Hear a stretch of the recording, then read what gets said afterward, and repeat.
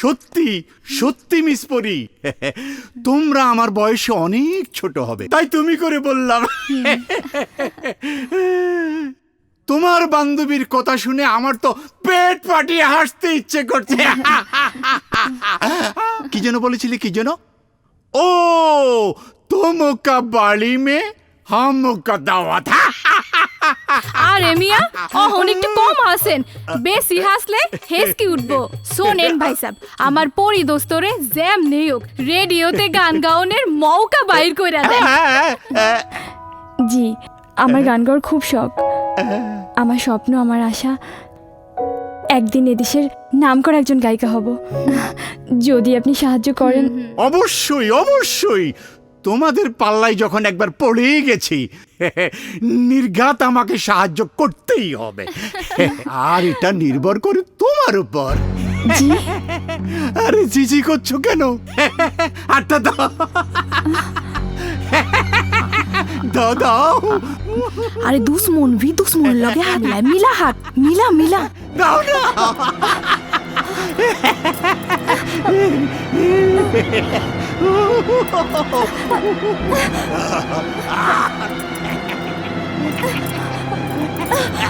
আরে চল শাবানা, আমরা কেন যাই। কি হইছে?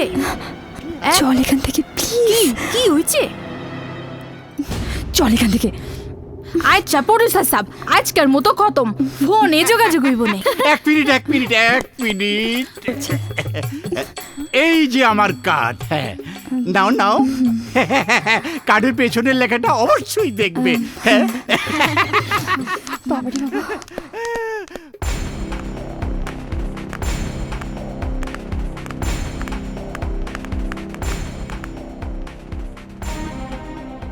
I love you. I hate you. আমার গান গাওয়ার 12টা বাজলো, আমার আর গান গাওয়া হবে না রে। হালা লুচ্চা কোহানকার, চল দোস্ত আবার ভিতরে যাই। কেন? মোট কাটারে দুরুম কইরে মাটিতে ফালাবো, তারপর ওর ভুঁড়িতে তবলা বাজামু, আর তুই নাচবি। নাচ আমার ময়না। চুপ কর তো। তুই পয়সা পাবি রে। থাম তো। ফাজলামি রাখ, কাজের কথা বল। আরে দোস্ত তুই ঘাবড়াইস না, এক দোয়ার বন্ধু তো হাজার দোয়ার খোলা। চল এইবার যে যার বাইতে যাই, খিদা লাগছে। রাবিশ।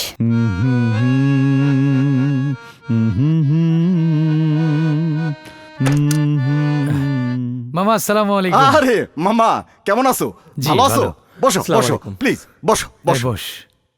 মামা হ্যাঁ, মামা। তুমি তো এখন অনেক সিনেমার গান করছো, আরে, অনেক চেষ্টা ব্যস্ত করি। সময় যাচ্ছে তোমার। না না না, মামা না। পরিচয় করে দিই, ও হচ্ছে আমার বন্ধু জীবন, হ্যাঁ, জি। আর এ হচ্ছে আমার মামা, বিশাল সঙ্গীত পরিচালক, বাংলা চলচ্চিত্রের একদম বর্তমান সময়ের আলোড়ন সৃষ্টিকারী সঙ্গীত পরিচালক আমার মামা। তারপর বলো কি মনে করে এসছো? আরে বল, যা বলার নির্ভয়ে বল। মামা, হ্যাঁ হ্যাঁ আমার পরিচিত একজন গানের শিল্পী আছেন, হ্যাঁ। আচ্ছা। খুব ভালো গান করেন।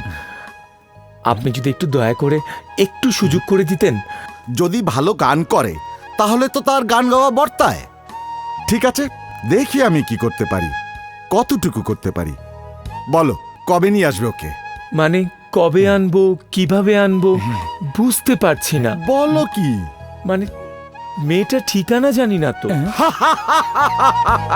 ইন্টারেস্টিং। এই যে দেখছি সিনেমার গল্প, একটা মেয়েকে গায়িকা বানাবে অথচ তার ঠিকানা জানো না, তাহলে তাকে খুঁজে পাবে কি করে? আপনি চিন্তা করবেন না, তাকে খুঁজে বের করবই। আমার মন বলছে তার সঙ্গে আবার দেখা হবে। কই মা, খাবার রেডি? বস, বাবা এসো খাবে। প্লেটটা দে তো মা।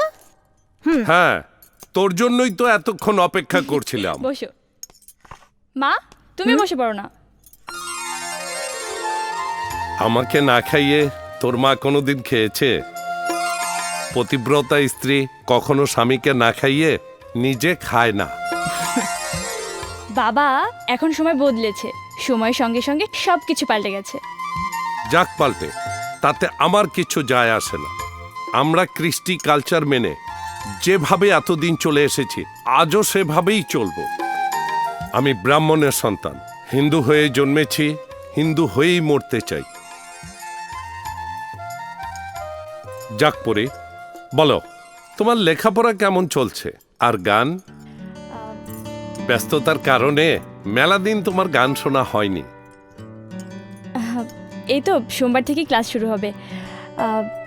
আর গান আদাব কাকা বাবু, আদাব কাকিমা। আদাব।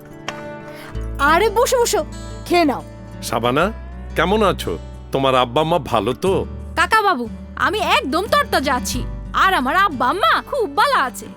একদিন আমাকে বাড়িতে দাওয়াত খাইতে আসতে পারেন? যাব, অবশ্যই যাব। আসলে তোমাদের বাসায় অনেক দিন যাওয়া হয় না। ও জোস, সব আমার পছন্দের জিনিস। হ্যাঁ, সব তোমার পছন্দ। দাও, বেশি বেশি করে দাও। নাও, খাও। আরে হাত ধুয়েছিস? বাঘেরা কি হাত ধুইয়া খায়? বাঘেরা তো বনে থাকে, তুইও বনে গিয়ে থাক। এখানে কি তোর জরুরি একটা কাম আছে, হেল লাগে আছি। কাম? কি কাম? দেবো? এক মিউজিক ডাইরেক্টর ফোন করছিল, কইলো একটা সিনেমায় গায়িকা হিসেবে তোরে গান গাওয়ানোর সুযোগ কইরা দিব। বলিস কি? হ্যাঁ, সুরে টোলা সাবানা, মিছা কথা কয় না।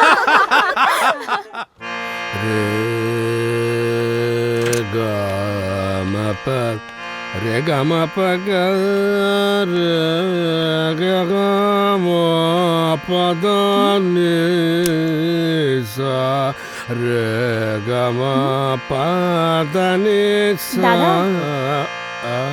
রে গা মা এই যে দাদা, গা মা দা নি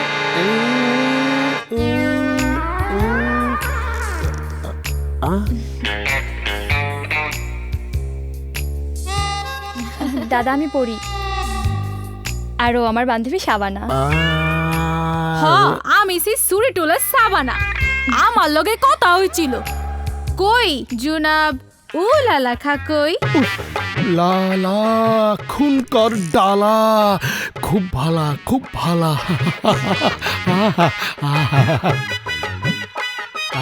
এ তো শুধু গায়িকা নয়।